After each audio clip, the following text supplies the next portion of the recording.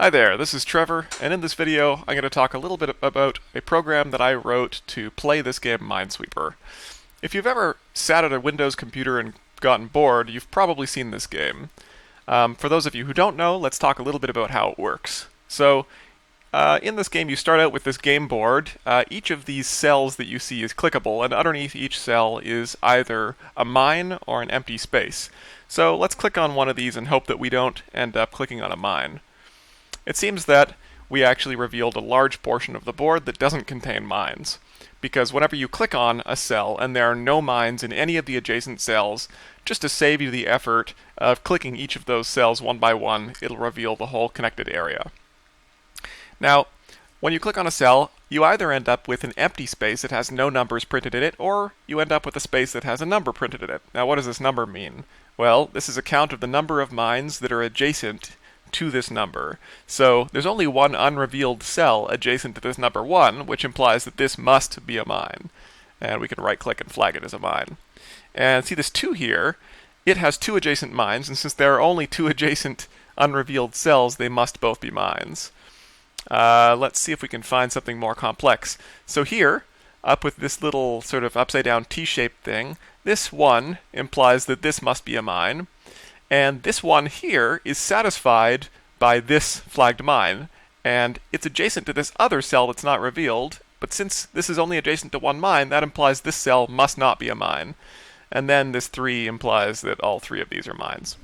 And so we can use this kind of reasoning to try to work out what the positions of the mines are, and the goal is to clear all of the non-mine cells so that we reveal all of the positions where the mines are without ever clicking on a mine.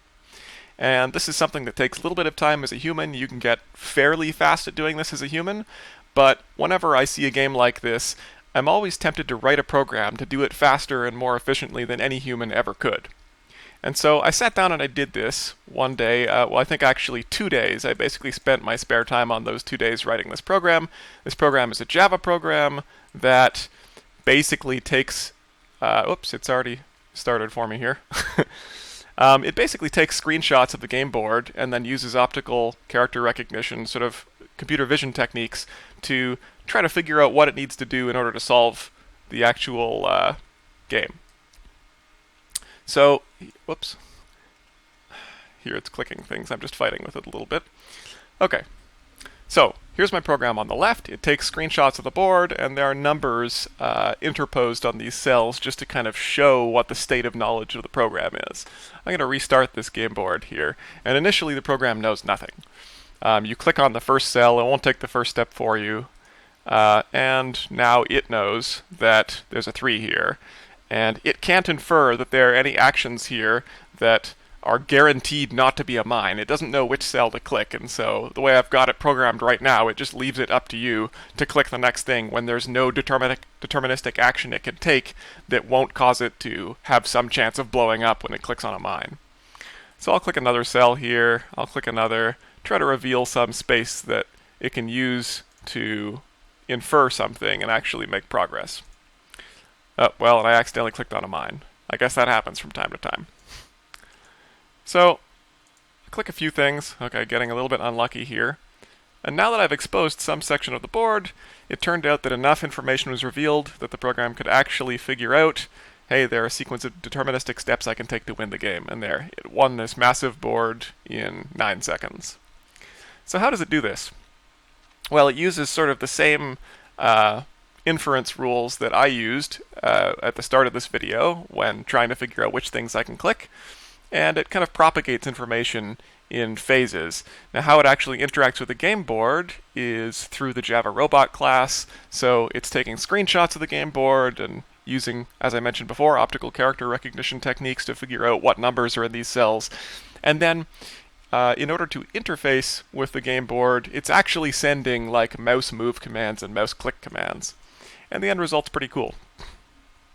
Sometimes it goes haywire when it accidentally clicks on a mine because there are some problems with the actual optical character recognition that if I sort of click and hold a cell, sometimes, as you can see right here, I'm clicking and holding, but I haven't actually clicked that cell. And in the actual window that visualizes what the state of knowledge of the program is, you can see that it's interpreting this clicking and holding as a 0, meaning there's nothing there. And so sometimes that happened to be true in that case, but if you click and hold, it always kind of looks like a 0.